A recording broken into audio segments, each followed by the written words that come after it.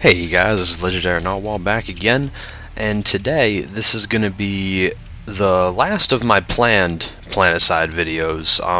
I mostly just wanted to show off a couple sessions of gameplay and then get some ramblings done on the weapons and vehicles and armor of all the empires. So I kind of realized that when I did the NC one first, I ended up doing their specific weaponry and all the common pool weaponry at the same time. So I'm going to stick with that theme, and this will be the last video. It'll be the new conglomerate specific vehicles and also all the common pool vehicles. In the Vonu Sovereignty and Terran Republic videos that have already been released, those were only faction specific. So we'll start right off with the first vehicle here. Oh, this is actually another person in the VR. That's really weird. But, so this is the first of the common pool vehicles. This is the AMS, Advanced Mobile Station. So, drive it around. It's like a big old truck. Doesn't have any guns. You hit B to deploy. And then what that does is creates this. And then what this is there's a cloaking field around it. So if you're close by, you can make it out. It's not that hard, but at range, you can't see this at all. And right here, this is equipment terminals, one on each side, so that you can pull out your equipment from it. And then right here on the back, this is a spawning tube, so you can hit G to deconstruct and then spawn at a different location, say one of your bases or one of your towers. So this is a forward spawning station, and they are absolutely essential for any fight, really, unless you want to walk from the nearest actual base. This right here is a matrixing panel, and all this means, I just hit G, so my matrix has been preserved. That means that if this AMS stays here, and say I'm fighting on the other side of the bridge and there's another AMS over there, usually you can only spawn at the closest one. However, since I've forcefully bound myself to this, I have the option of spawning here no matter where I am. So that's pretty cool. But it is mostly just for getting your soldiers back in the fight very rapidly after death. So you don't have to walk 100,000 wherever you were. Advanced nanite transport, the ant.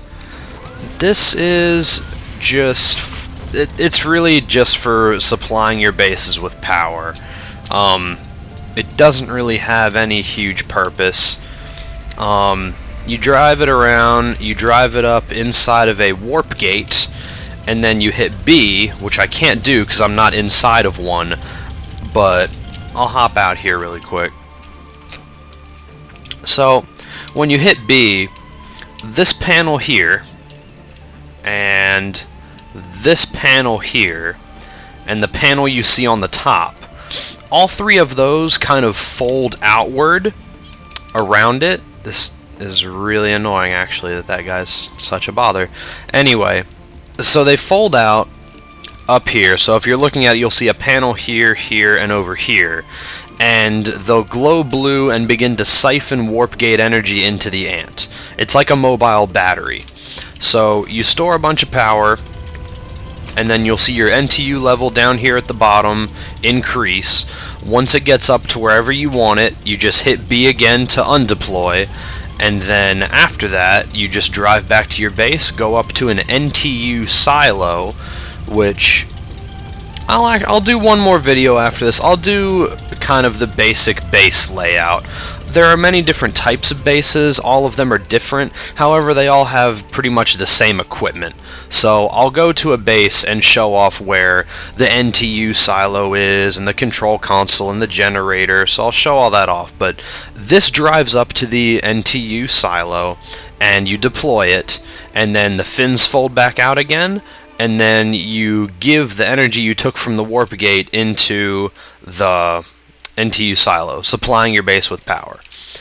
So it's important to have one of those, but I mean, they don't have any guns. They're very vulnerable. They have a lot of armor, like the AMS. The AMS is very heavily armored. However, they don't have any guns. They cannot defend themselves. Usually an ant is either escorted or it's dropped off by a vehicle-carrying aircraft called the Lodestar. And we'll talk about the Lodestar later on. That's one of the aircraft. You cannot pull aircraft from this terminal. You have to pull them from a specific terminal, which is a little farther away. For this purposes, if I had a couple of the lighter aircraft in the real world, I could pull them from here, but it's called a dropship terminal. There's a dropship terminal and there's just a regular vehicle terminal. Vehicle terminal's not really wide enough to put out things like the Lodestar or the Galaxy dropship or the Galaxy gunship. Those all have to be bought at a actual dropship terminal, which is wider. Next up we have the Basilisk. This is one of many different ATV variants. So, very quick, drive around. Goes about 90 kilometers an hour. It's very fast. Handling's not super, but it's very quick. Usually just for getting from point A to point B. It really doesn't have a lot of armor, so yes, you could get a bunch of these and go and hunt down infantry.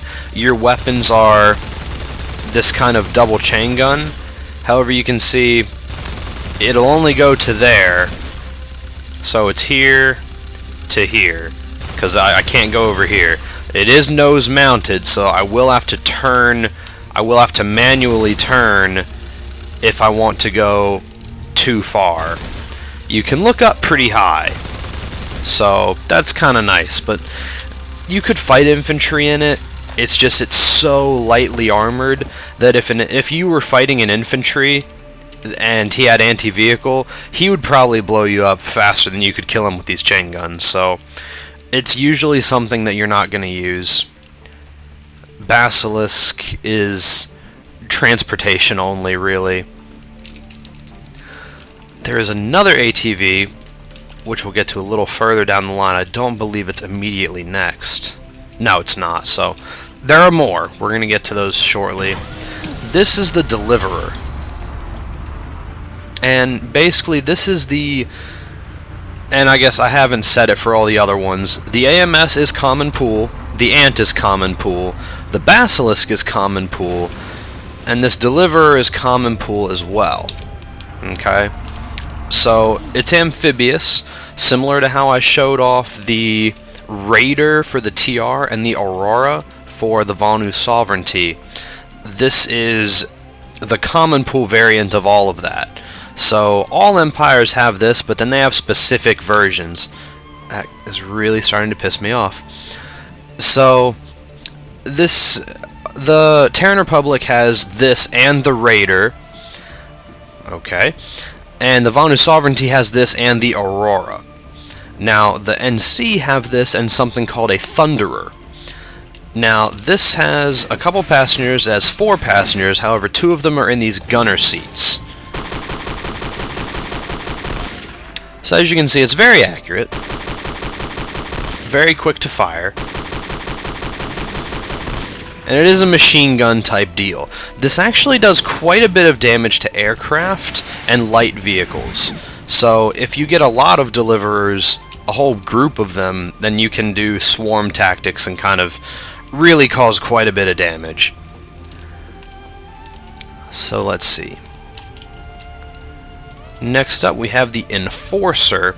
This is a specific buggy for the new conglomerate. The new conglomerate are the only ones that have the Enforcer. So, drive over here. Let's hop on out. It's a 2-seater. It's got the driver and the gunner. So once you hop in the gunner seat, you have access to this rocket launcher. It's a 40-shot clip, and it's fairly rapid. As you can see, it's very accurate. Now, this does a lot of damage to a vehicle. This really, really hurts armor. If you get a bunch of Enforcers, you could take out heavy tanks with really no problem at all. This rocket does a lot of damage. The only thing that you need to get used to is its travel time. It's very slow.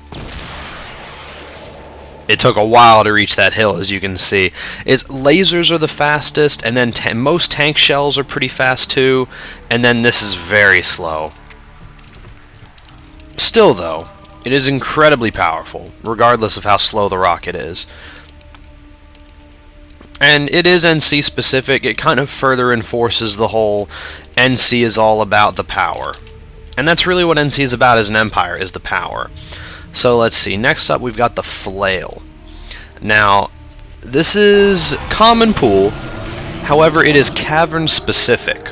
So you need to have access to either an equipment module, a vehicle module at your base, or you need to have a link through your lattice network to a cave that is completely under your control. And when I talk about the bases, I'll talk about the lattice network in a little bit of detail. Now, I was trying to decelerate for a long time, so you saw how long that took. This is a very unwieldy craft. Now what I've done here is I deployed the vehicle. When you're driving around, you cannot do anything. You have to hit B to deploy. That routes you down. You can spin full 360. You can look up. You can look down. Not that far, just a little bit.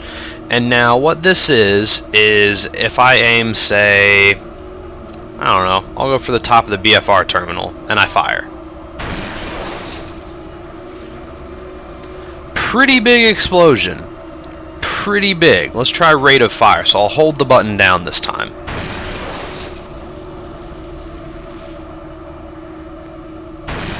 So as you can see, there's a lot of recoil from the shot.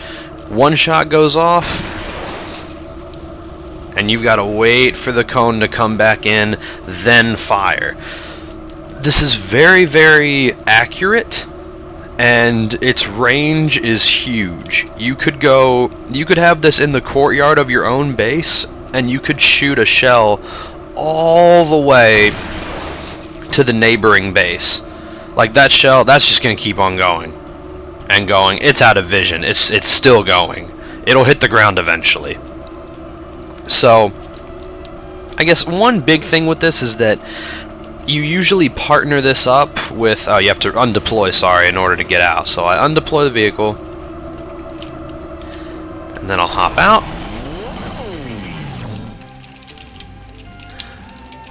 So, there is a piece of support equipment that I probably went over in the NC video, seeing as it was support and common pool, just like all the support items, and it was called the laser pointer. And what you do with that is you put that in your pistol slot, you would take it out, and you would hold the button down, and it would create a waypoint. Now, I don't really use the flail that much, but from my understanding, what that does is basically if you have a laser pointer, you are a spotter for this artillery vehicle. This can be set up at your base, and then you can have someone go out with a laser pointer, have them in your squad or whatever, and then have them mark down a waypoint.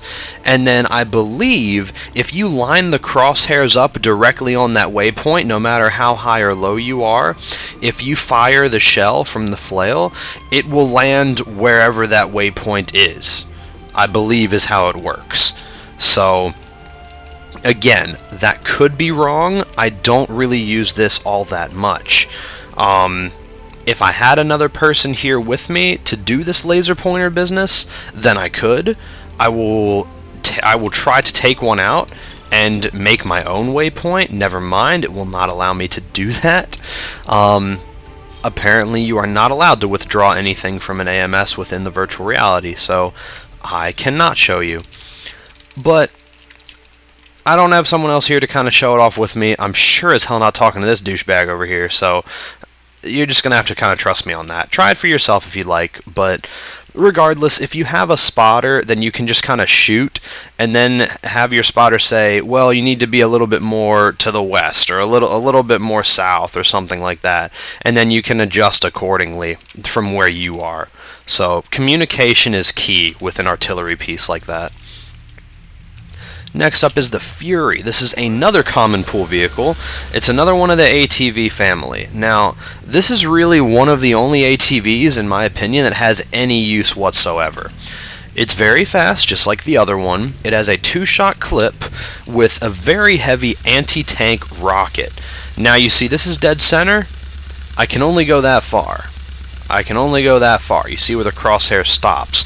I believe the Basilisk has a little bit of a wider cone in the front. The Fury does not. You really have to be straight on. So you're driving around, you're going through the woods, you're circling vehicles, and then bam, you would fire at it. So what this rocket is 1-2. Very quick to shoot.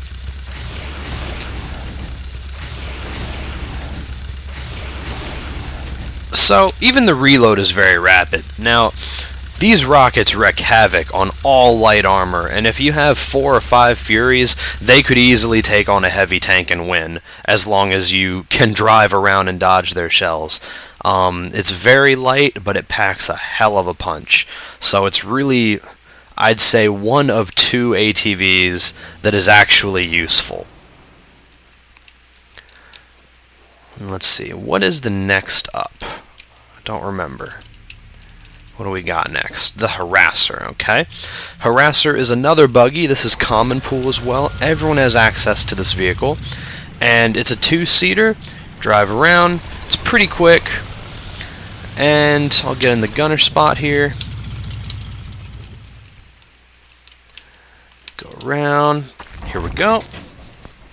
So I'm in the gunner location. It's a machine gun, and he got in the way. So it's good for fighting infantry. As you can see, the cone doesn't really bloom at all, so it is incredibly accurate. The recoil is very, very low. You can kind of attack aircraft with it, but I wouldn't advise it. Really, that's just for 2 people to get some transportation. You're not really going to use it to kill anyone unless you can really blitz a group of infantry with it before they can take you down with anti-vehicle weaponry. I will say the other strong suit about the Harasser that I did not mention is it is invisible to radar. You can't really see it on the radar at all. You can't see it on even an interlink facility's radar. Interlink facilities give you very, very powerful radar capabilities. So it's a very good scouting vehicle because of that. Next up is the Lightning, and this is common pool. This is a single-seater, so you drive and gun this vehicle. You perform both roles. You have 2 firing options. You have the cannon, and you have the machine gun. So this is kind of another swarm style of vehicle. You're not really going to see one Lightning manage to accomplish a lot. It can be quite tricky to drive, actually, because let's say I'm trying to, I'm trying to circle that flail. So I'm heading straight at it, I'm shooting at it, and then I'm trying to circle. I've got to kind of think of where I'm going as I'm aiming at this vehicle, because you can turn the turret completely independently of the rest of the tank. So it can be a small challenge to drive. I will say though, let's go full speed here. Full speed, churning along, and then reverse. You can stop almost on a dime. You have a lot of control in this vehicle. If I'm going, I can turn very quickly, so it's pretty maneuverable for a tank. However, if you saw Total Biscuit's E3 coverage, you probably heard him refer to this as a paper tank. In very olden times, yes, there are people that definitely called it that. No one really calls it that anymore, but it did used to be known as a paper tank, and that's because its armor is not that heavy. Yes, it is a tank, it can take punishment, but as far as tanks go, it's not well armored. It's well armed. You can deal quite a bit of damage with a Lightning, especially if you're in a group and you swarm something, but its armor is just not very high. It's not up to par. An infantry unit could dispatch a Lightning if he was good enough. So next up we're going to go to the Router. This is a support vehicle. It's pure support. Okay, and this is another cavern vehicle, as you can probably very easily tell. It's not that hard to tell when a vehicle is cavern or when it's not. Now, most cavern weapons, like the flail here, you see I can strafe. I'm doing it very slowly, but I can strafe. I can strafe to the other side. It takes a very long time for you to kind of slow down and really get things going. However, since it is a hovering vehicle, you can go over water. Just like you can with just about all of the cavern vehicles, you can go over water. So I can go over the top, I can go under bridges, all sorts of good stuff. And I can come back up over here. So now, here's really the thing. Okay, this is really the use to this vehicle. Let's say I am over here. I need to just make sure I can get this thing to stop. Let's deploy. Okay, I have deployed and I'm going to get out. So I've went ahead and deployed it. Now I'm going to go to the trunk. And of course it's not there. Of course it's not there. And my MS is deconned. Great. Okay, this is something that I'm not going to be able to really show off then. You see this center beam here coming down? Basically what happens is, out of the trunk, what the driver of the router will do is they'll get out, they'll open the trunk, and there will be a telepad in here, a router telepad. And you would take that. It takes up the size of a pistol slot.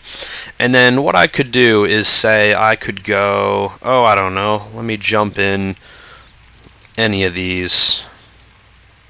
Let me jump back in this lightning.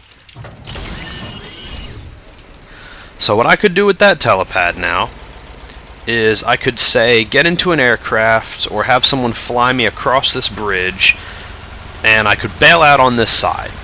Okay? So all the way over here, and that's good. So let's say I get out.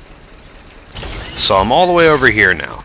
My router is way over there.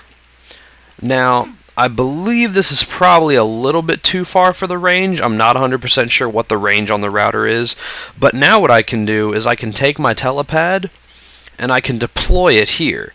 And then after a couple minutes, it will deploy into a full-on mini teleporter. So what I've done now is I've created a link from point A to point B. So if I walk into the deployed telepad, I'll all of a sudden appear directly under the router. If someone walks directly under my router, they will all of a sudden appear right here. So it's very, very good for base attack. And even tower attack, really. If you're trying to take a tower and you have a router, you can get an infiltrator to bring that telepad up to your roof. And then what you can do is once you're up there on the roof, you can simply deploy the telepad. After a few minutes, as long as no one sees it and destroys it, then all of a sudden all of your empire can just pile under the router and they're magically on the roof. And then you can attack it from the top down.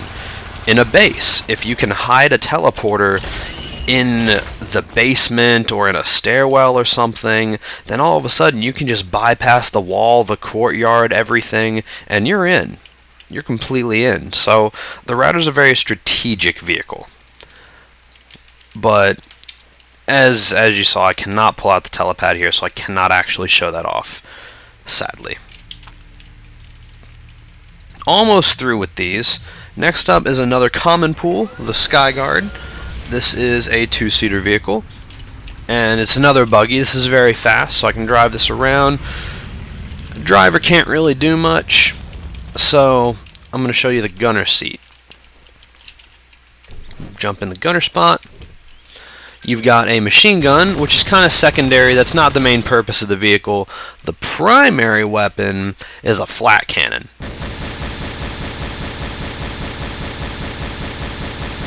As you can see, very quick to fire. It's got a 40-shot clip. If you don't know what flak does, if you fire it in the air and an enemy aircraft is anywhere near it, then the flak will explode, dealing a lot of damage. Sky guards are aptly named. They guard the skies. If your empire has one, or just one of these, 2 or 3 maybe, but even just one, and you have it in a pretty defensible location, no aircraft is going to want to come near you, because this eliminates air very, very quickly. Very, very quickly. You have the chain gun for infantry and light vehicles, but again, that's not its purpose. That's more of a very last-ditch defensive measure. The armor on it is incredibly weak. It is a buggy. So let's see, we've only got 1, 2, 3, we've got 5 left. So let's get the Switchblade. As you can tell by looking at this immediately, this is another cavern weapon. So, well, a cavern vehicle. I guess you could call it a weapon. It's very fast. It can accelerate very rapidly. It can go over water. It hovers just like pretty much every other cavern type weapon. And as you can see, the gun is over here. Now, that looks like this. Now what I can do is I can hit B and deploy. Now, you saw down there my firing mode changed from the first little dot there to the second dot. That is not me right-clicking, that is me having deployed the vehicle. So you cannot right-click to change modes. You must deploy in order to do so. Now what you can do is enjoy a massively increased rate of fire.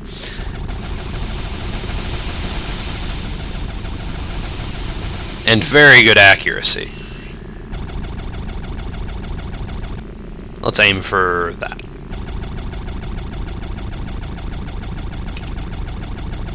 So, it's a straight shot. It doesn't drop over distance. It's very accurate.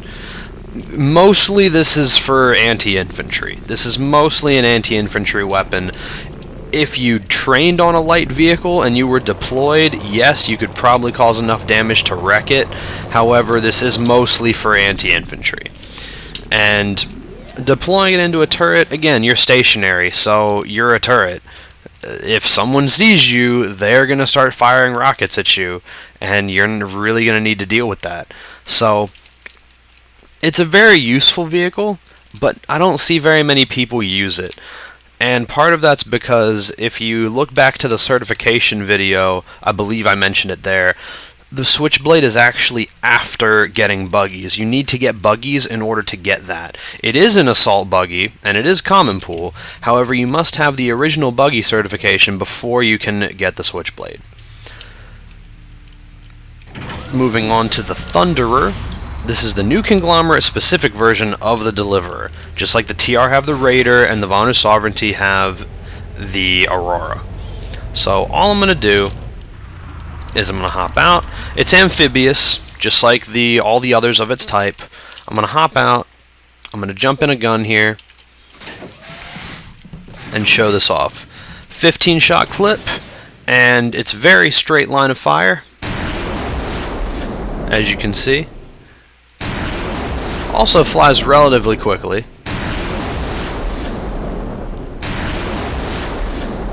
Now, regardless of what you see kind of splashing out, this really has no AoE damage potentials at all. It's absolutely zero.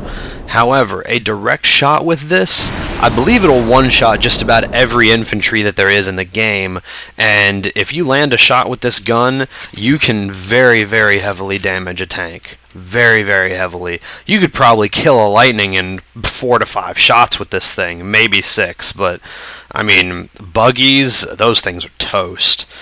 Enforcers, again, buggy, that thing is toast. Other deliverers and variants thereof, eh.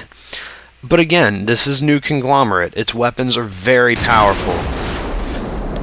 Very slow to fire. As you see, I'm holding the button down, and it takes quite a while. That's really starting, I don't even know why he's following me around, but whatever. So, basically, NC, most power. All of their specific vehicles will reflect that. The Enforcer rockets, very powerful. Thunderer Gauss shells, very powerful. Moving on down to their specific heavy tank, the Vanguard, again, very, very powerful. This has a lot of armor. I'm going to hop out.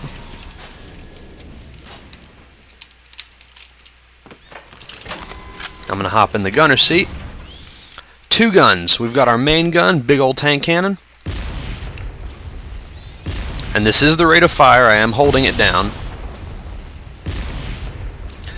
And then we have the dual recoilless.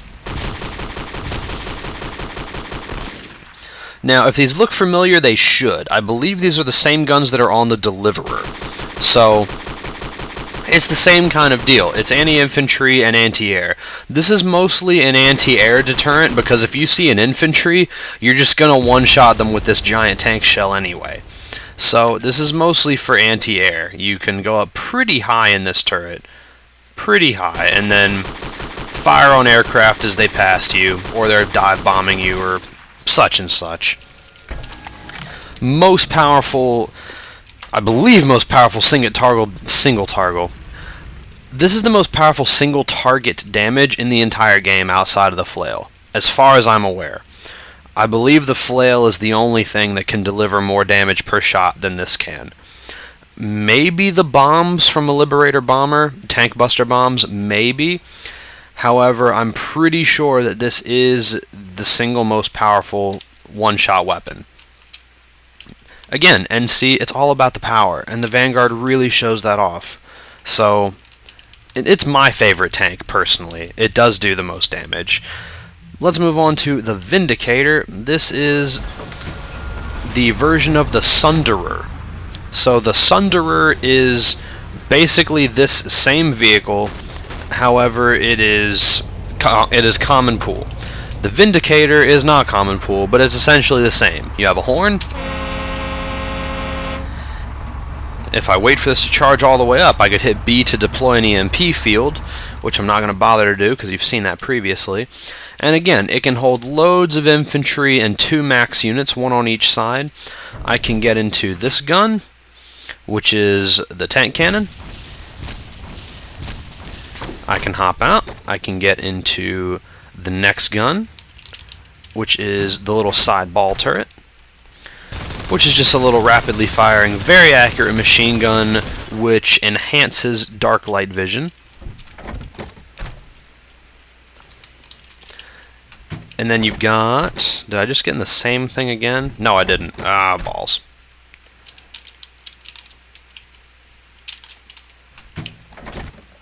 They sit in the same location, that's why I thought I was wrong. As you can see, it's single shot. Kind of quick to fire. You can use this against infantry. Again, this is mostly an aircraft deterrent. You can basically do the entire dome, all the sides of the vehicle, up in every direction, straight up in the air. I mean, you can see this gun right now. It's pretty much straight up in the air. You can hit pretty much anything with this, except if it's right next to your vehicle. It's basically just a gate crasher. That's all those are. Battle buses, gate crashers. One more ATV, I believe, and then hopefully we'll manage to ditch these guys when we go over to the aircraft area. Right here we have the Wraith. Now, it has no guns, as you can see. It has light armor, just like every other ATV. But I can't show off its feature since I'm not in an infiltration suit. If you're in an infiltration suit and you are riding a Wraith, you can hit B, which is normally, deploy, action. You would hit that, and then all of a sudden, you're cloaked. You're completely invisible. When you drive around, yeah, you're much more visible. However, it's a very efficient way for a cloaker to get around, seeing as you can't be seen. It is incredibly, incredibly nice. So, it's useful. I've really only found it useful if I'm on a cloaker. I come back here, I open up the trunk, and then I load up the trunk with stuff I would need as an infiltrator. Maybe I put in a spare hacking thing. Maybe if I'm using a pistol, I'll put in a couple boxes of whatever ammunition I'm using. If I'm throwing grenades, maybe I'll just put in a whole bunch of grenades in here, a bunch of jamming grenades and plasma grenades and all that. Because the thing is, you can leave this cloaked even if you're not on. If you get on it, cloak it, and then get off, it will remain cloaked. It won't reveal itself. It will remain stealthed. So you can drive up into the woods near an enemy base, park this, hop out, and then go do some cloaker operations near the walls, and then come back. And as long as they haven't seen you, and as long as no one's found your Wraith, you can just open the trunk, get more stuff, and then go right back to it. So, Since cloakers usually only use pistol slot sized weaponry and items anyway, this is a very good forward post for a cloaker to have, is to drive this up, cloak it, hop off, and just utilize this entire inventory's worth of space. I mean, this is the biggest thing that you can even use as a cloaker anyway. So look at all this space that you have. I can put all of this in here, and I can still put even more. And these ammo types would be useless because this uses shotgun shells anyway. So look at that. I've got loads of space still. So this is a very, very effective way to utilize being a cloaker. Now, what I'm going to do next is, actually I lied, we need to do the BFRs before we leave. So over here, this is the BFR terminal. You must pull BFRs from this terminal. You cannot pull them in any other way. So I'm going to go over here, and again, I'm not going to pull out the Eagle, I'm going to pull out the Peregrine. The Peregrine is the two-seater, driver and a gunner. Eagle is just the single-seater when you're a driver and you have the jump jet capability, like I showed in the Terran Republic video. If you don't know the jump jet capabilities, then I refer you back to my TR video about the vehicles. I did show it off in there. So let's pull this out.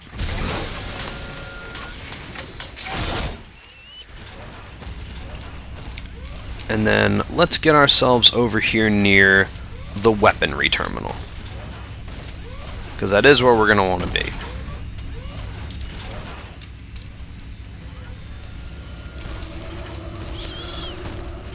So in the BFR, what I'm currently using is I'm using dual anti-tank weapons, basically. So I can hold it down. It's incredibly accurate. I can crouch, and it's even more accurate. So it's a very, very powerful anti-tank weapon, and it's unique in the fact that it's not a tank shell based anti-vehicle like the Terran Republic, and it's not the similar ball kind of projectile thing like the VS. So I would say this is one of the most accurate, because you're not waiting for this big projectile to go and land at your location. You just point and click. If you can hit aircraft with this, you will kill them pretty rapidly. However, that's not its intention. It is a ground target based thing. So I'll go ahead and hop out. I will get into the gunning seat, and it comes default with this big old plasma rifle. You can see I'm using on top. Big old plasma rifle. So, very accurate, straight shot. And now I'm holding the button down. This is the fire rate. So the fire rate on it is not all that great.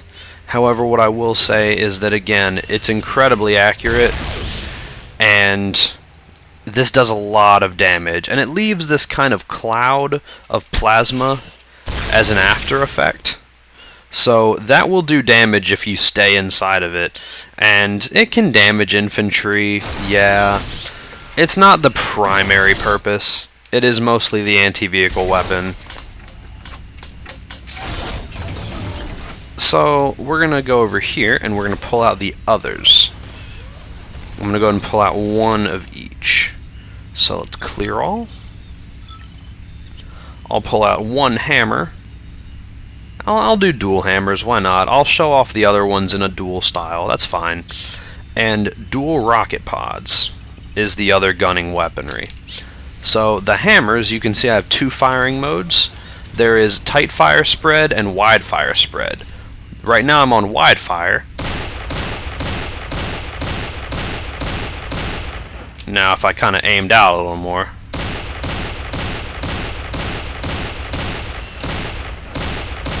now if I right click, now I'm in tight fire.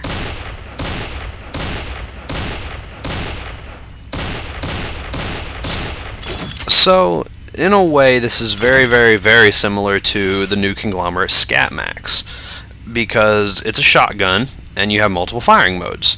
You basically have the very rapidly close range mode, And then you have the tighter, slower firing long-range mode, where you can snipe a little bit better with it. No matter what, this is going to be a pretty close-range weapon. They are effectively just giant shotguns. That's really all they are, is giant shotguns. So, you don't want to fight at range with it. You are going to be pretty close. Let's hop out, and let's jump into the rocket pods. Now, rocket pods, 2 firing modes. I can do salvo or single shot. So, single shot. As you can see, it's pretty quick. But when I go to salvo,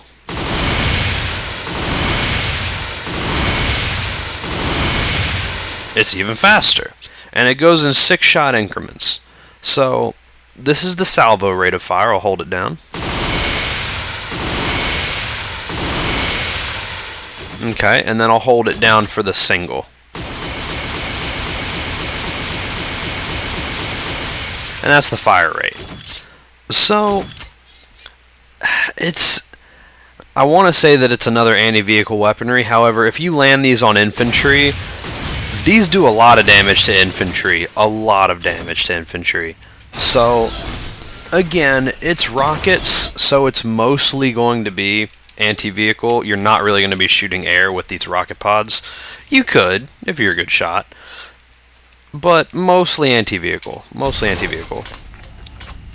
Let's hop up in here. Let's turn. Last thing before we go to the air terminal. And this has gone on for 40 minutes. This is a long video. Mostly because a lot of vehicles are common pool, as you've now seen. So, let's grab the ammo. And this is the same thing that's on the new Conglomerate Anti-Air Max, basically. Except it's a slightly bigger clip and it does more damage.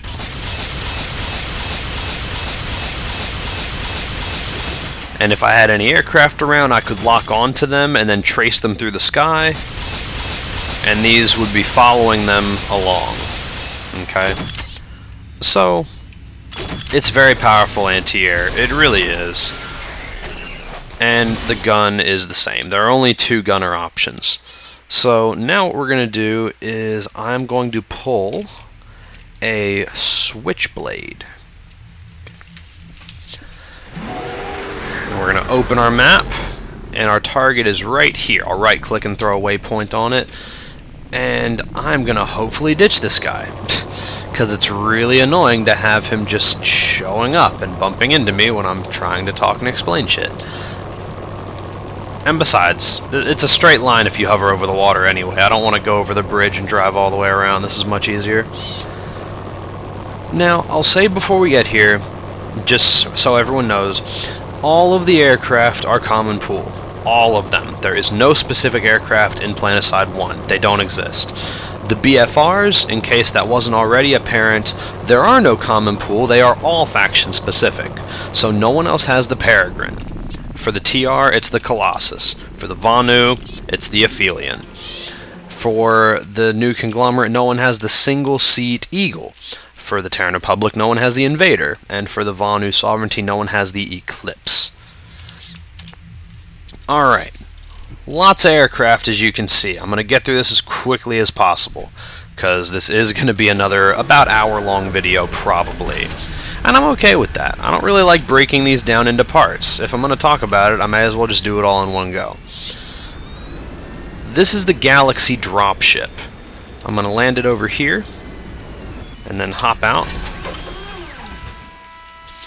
Just so you can kind of get the size of this thing. It's huge. This thing's a fucking boat. It's a flying whale. It's very heavily armored. It takes a lot to bring down.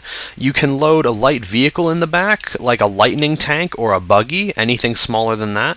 And you have a tail gun. It's just a chain gun. I'll get in one of them so you can kind of see. You've got one side turret over here and another side turret over there. This is a side turret, so I'll hop in this. Chain gun style. And then I'll hop in the tail gun. Come on. There we go. Again, chain gun style. Bigger clip than the side guns. It is a slightly different gun. And what I will say is if you're going to go anywhere in a galaxy, the one gunner you really need is a tail gunner. You don't really care about side gunners as much because usually an aircraft's not going to come at you from the side. They're probably going to be following you, shooting you down from back here. So this is by far the most important. You can carry a light vehicle, like I said, a buggy or a lightning tank, and then you can carry a max unit here, a max unit on the other side, so that's 2, kind of like the battle bus. And you've got 4 passengers here, 4 passengers here, that's 8, and then 9 for the gunner, for the tail gunner, and then 10 for the driver. So if everything in this galaxy, if you fully load this and everybody bails out, then what you have in total is 1 light vehicle, 10 infantry, 1 would have to be in agile because you're the driver, but everyone else could be in reinforced armor, and then you would have 2 max units. So 2 max units, 10 infantry, and a light tank. That's more than a squad. A squad is only 10 people. This can hold more than a squad. That's why gal drops are very, very lethal things. If you have an entire squad or more dropping down on a base, you can take it pretty easily. There we go, pulling out of the gunship. As you can see down at the bottom right there, my ping is pretty high. I don't know why. My FPS is fine, and now all of a sudden my ping is much lower. I don't know why that is. Anyway, I'm going to go ahead and land this and hop out. Looks like the galaxy, right? However, there's a couple key differences that you may have already noticed. That being this massive gun, and this massive gun, and these massive guns, and the tail gun being the same kind of thing. So the tail gun hasn't changed. I'll hop in the tail gun so you can see it. Hello. There we go. Climb up the ladder, jump on in.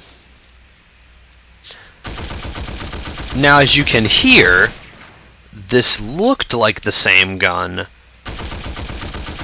but as you can hear it is not. The damage on this is much higher than that of the other tail gun on the dropship. As it should be, this is a gunship after all. These side guns here, this gun and this gun, are the same. And this gun is a mortar. It's an air-to-ground mortar.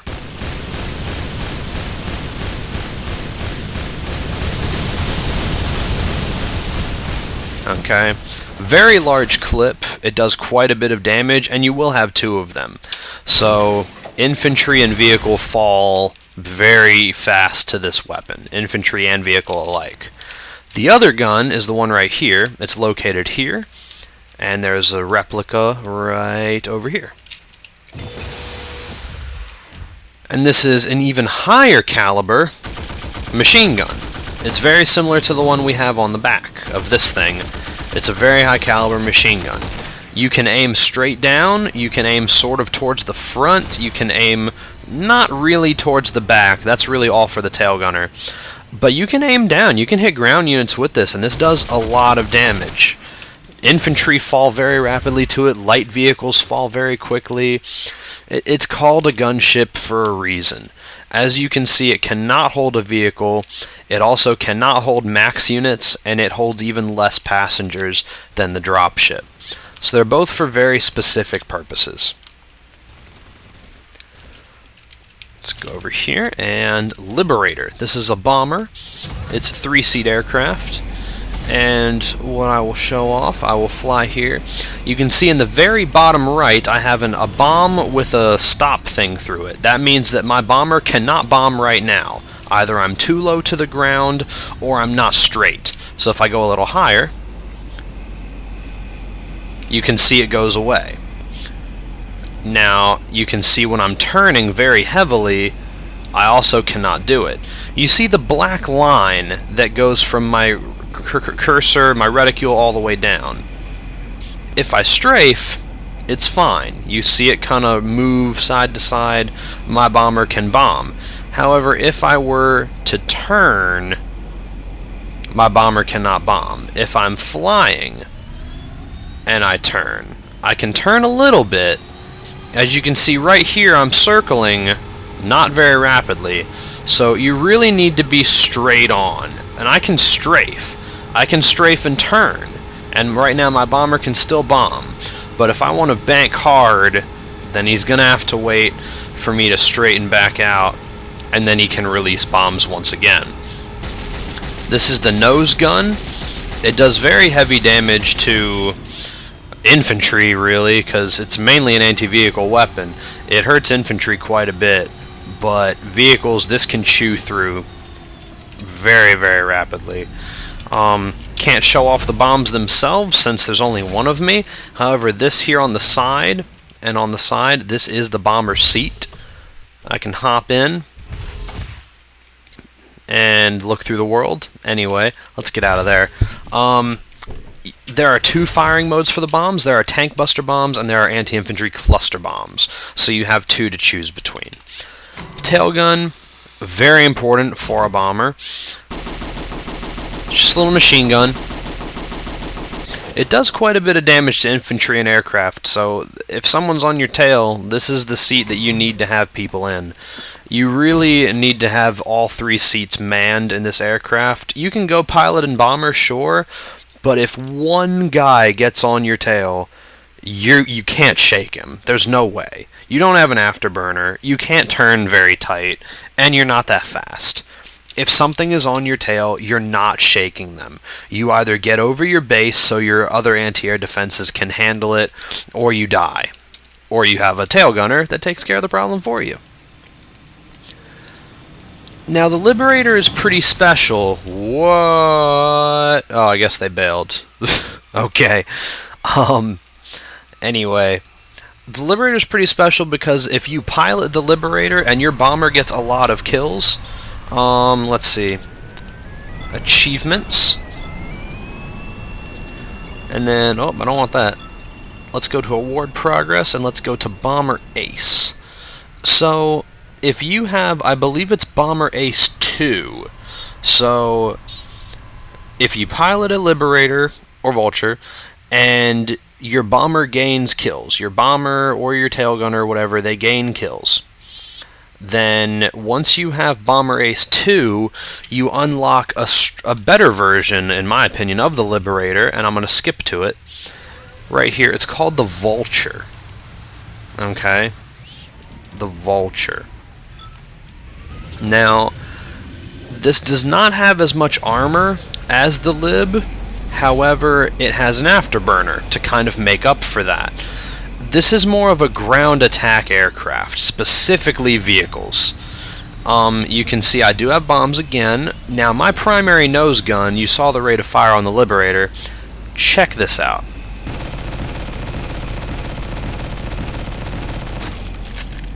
And that's anti-vehicle shells. Those are heavy damage anti-vehicle shells. It just chews through vehicles' armor very, very quickly. So fast, it's not even funny. For the bomber here, you can see I only have a 5-bomb clip in this. In the Liberator, you have a 10-bomb clip, and you can also alternate between a tank buster and a cluster. However, in this, you only have anti-vehicle, anti-armor, tank buster bombs.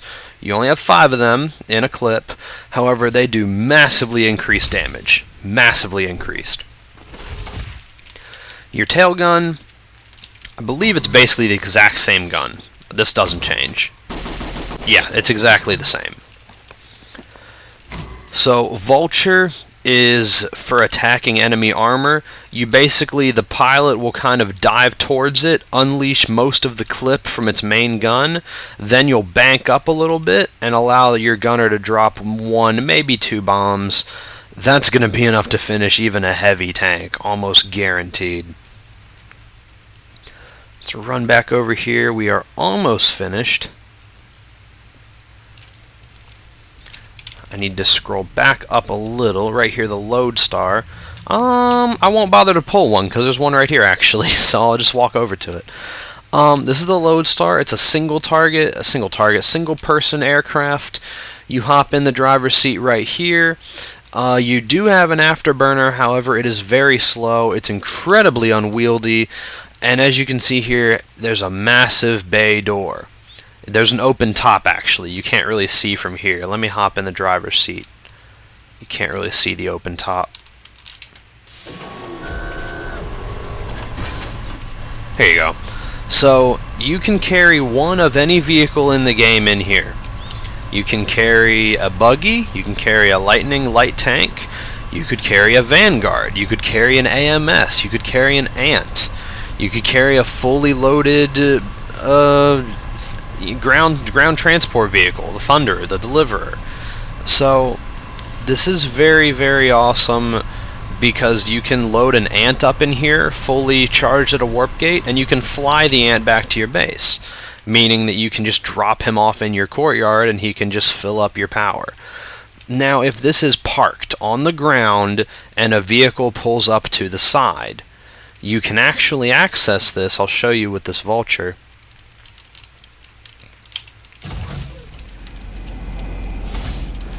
If I pull up to this, then I can use this as a rearm terminal. I can hit G, I can get ammo from this. What I can also do is if I'm hovering near it, my vehicle will be repaired. If a ground vehicle drives up to the side, like this side or the other side, you will begin to be repaired.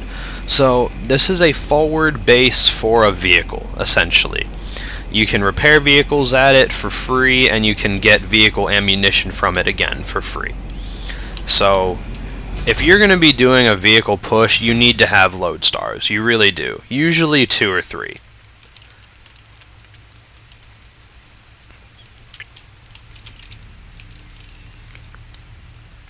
Alright, Mosquito. I believe there's 4 more to go, and then that'll be it. 4 more to go. This is a very fast aircraft, has a good afterburner, and this is mostly for scouting. Fly over here. Just fly through some trees here. It's a pretty nimble aircraft. You can do quite a lot with it. And as you kind of see on the bottom right there, you see little cones. That's a radar. And if I'm going slow, if I'm going at, say, 50% of my speed, or 40% of my speed, then what this does is it will pick up anything on the ground. This is a very, very powerful radar. And the insignia on the bottom right is just to show you that the Mosquito does have it. So if you're going slow enough, then you can pick up anything.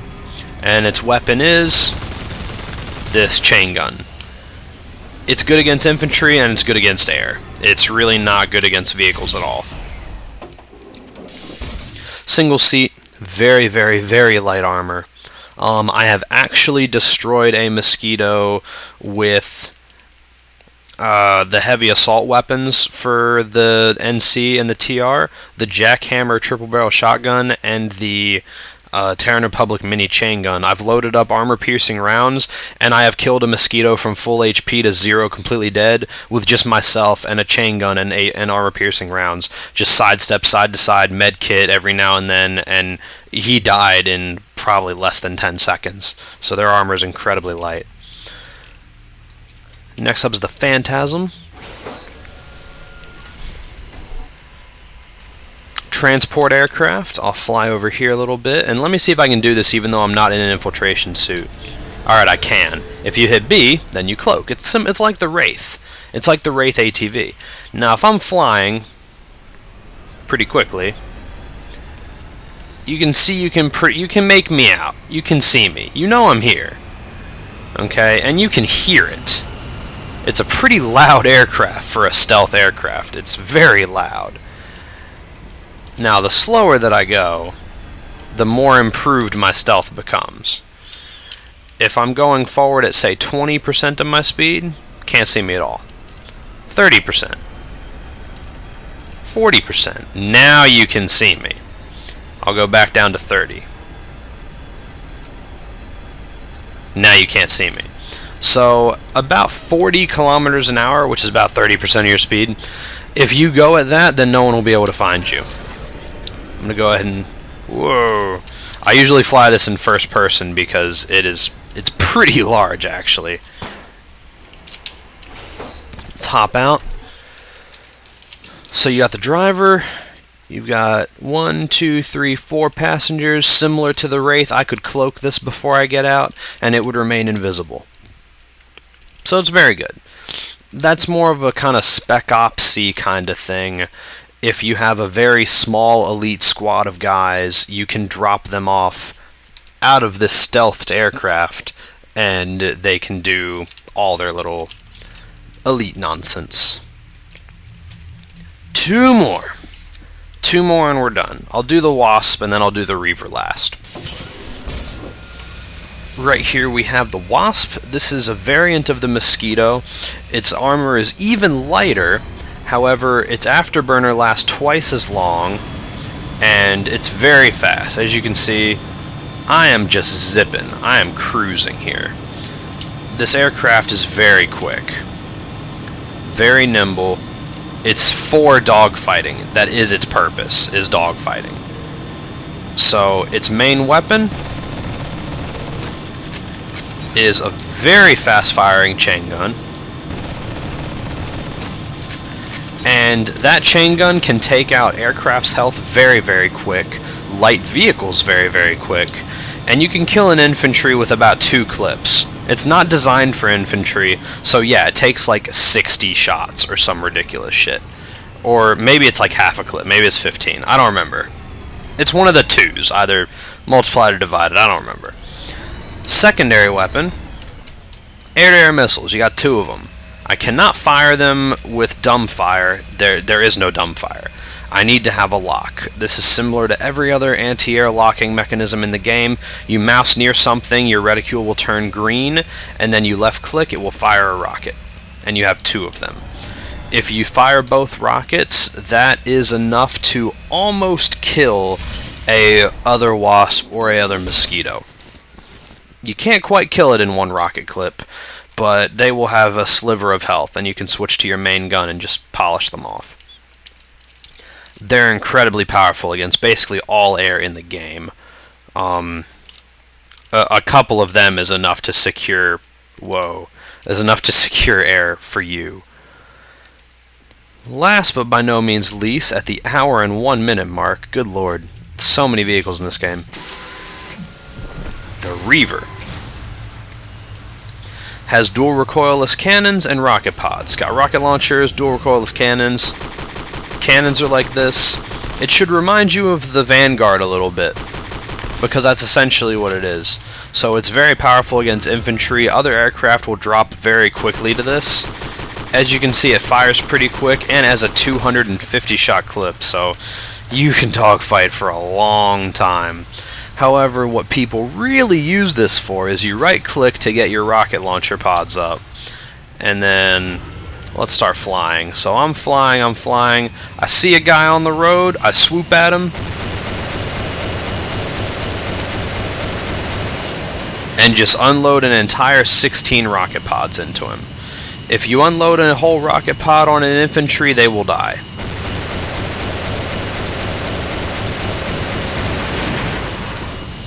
Okay, so obviously it's very, very powerful against armor. That's its main purpose.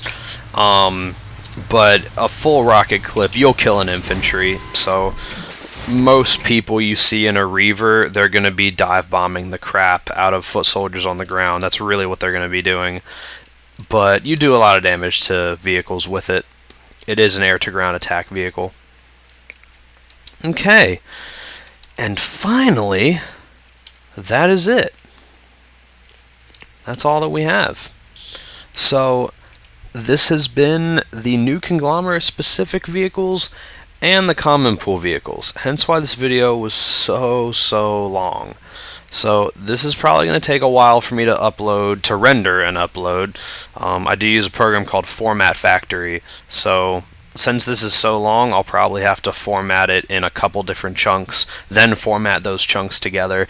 It doesn't really like you to render more than 10 or 11 clips together at the same time. From my personal experience, trying to render together any more than 10 clips at once usually results in a failed to convert message when I come back 2 hours later to look at it. And at that point, I'm frustrated because I just wasted all that time.